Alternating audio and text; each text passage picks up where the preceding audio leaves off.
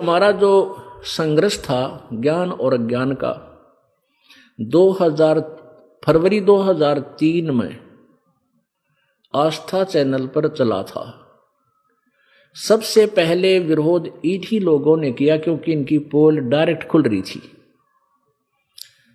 और हाउल्ला करके वो हमारा प्रसारण बंद करवा दिया। फिर हमने गांव गांव नगर नगर में बड़े बड़े शहरों में जाकर के सत्संग शुरू किए। इन्होंने अन्य वर्ग को फिर और भ्रमित करके यमुनानगर हम सत्संग कर रहे थे हरियाणा में, तो वहाँ हमारे साथ फिर ऐसे बदतमीजी करवाई, दुनिया को भरमा कर वहाँ विरोध करवा दिया। तो हमने झगड़े के डर से कि ये लोग चाहते हैं इनका तनाश हो लिया, क्यों रोजी रोटी गई इनकी, ये हमारा करवाना चाहे हैं। डूबता आदमी को बचाने वाले को ही डुबोया करता। हम इनको बचाना चाहे हैं कि तुम अपनी भक्ति कर लो, इस आचार्य पद न भूल जाओ, मृत्यु के बाद यू पद कितना काम नहीं आओगा। परमात्मा की भक्ति करो, राजा को भी भक्ति करनी चाहिए, रंग को भी करनी। पर ये तो आप तो डूब लिए, हमें भी डुबोना चाहने के दाव में रहे। फिर हमने सतलोक आश्रम करोथा में ही रहकर प्रचार करना प्रारंभ किया। सीडी भरनी शुरू कर दी, जनसाधारण तक पहुंचाने लगे। समाचार पत्रों में लेखन भी कार्य शुरू कर दिया। समाचार पत्रों ने हमारा शुरू में बहुत सहयोग दिया।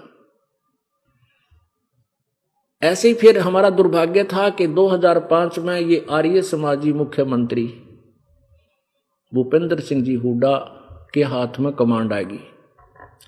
ये अपने सतर्क आदमी बुरा नहीं है, यो इन आचार्यों को आर्य समाजी होने के नाते अपने मुखियाओं को हर एक आदमी सत्कार करता है और अच्छा मानता है। अगर अच्छा ना मानती न पहले रिजेक्ट कर देंगे, तो घने अच्छे मान्या करता और सच्चे आदमी मानता था। और ये स्वयं भी बहुत धार्मिक व्यक्ति है। देखते हैं इनको, कहीं मंदिर में जा रहे हैं, कहीं कुछ दान कर रहे हैं, बड़े अच्छी आत्मा के हैं।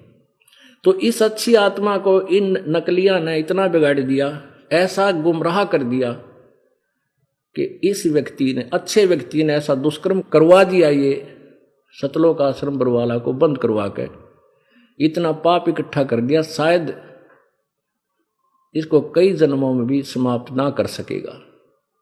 और करवा दिया इन दुष्टों ने, जो झूठे कपटी हैं, अपनी रोजी रोटी के लिए दुनिया को भ्रमित करते आ रहे हैं शुरू से ही, आज से नहीं।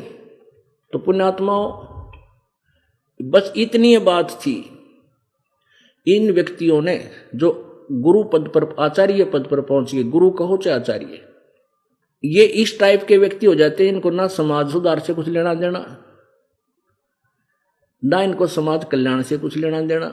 इन तो अपनी रोजी रोटी और अपनी मान बढ़ाई से ही संबंध रहता है, ताल्लुक रहता है।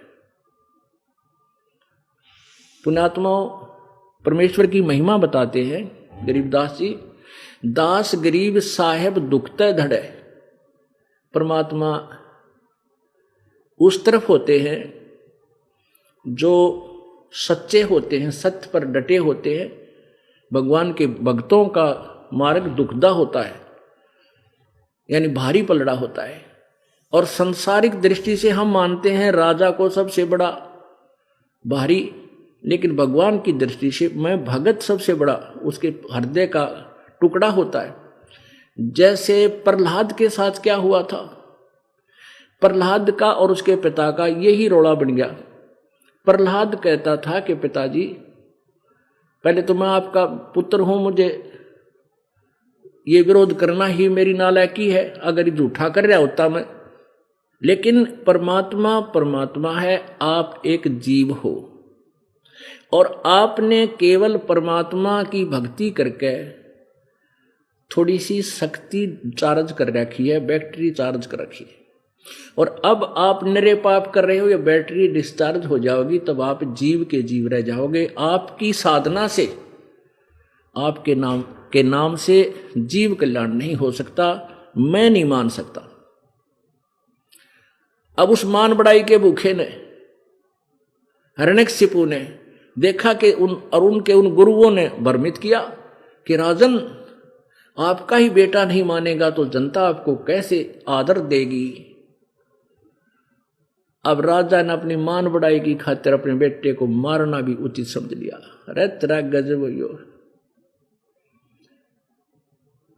कुछ भी बुद्धि से काम नहीं लिया और वो यातनाएं दी, कलेजा हिल जाता है उस प्रहलाद के दुख को सुनकर।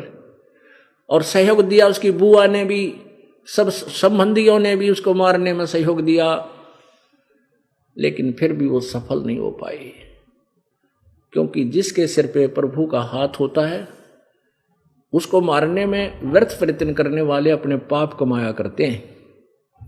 और जब हद से बात होगी उस परमेश्वर ने स्वयं आना पड़ा और उस पाप आत्मा की आंत काट के फेंकना पड़ा, मारना पड़ा, स्वयं आना पड़ा मालिक ने।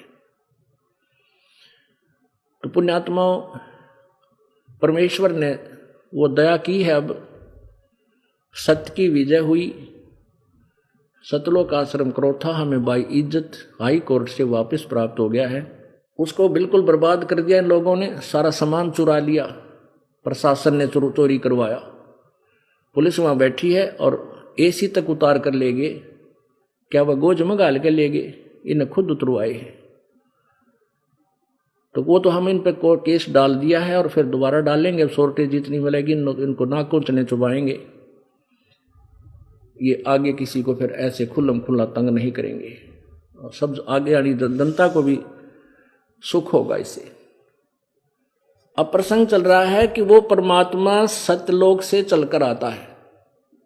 वो परमात्मा पूर्ण ब्रह्म इस यथार्थ मार्ग को, यथार्थ ज्ञान को देने के लिए स्वयं चलकर आता है।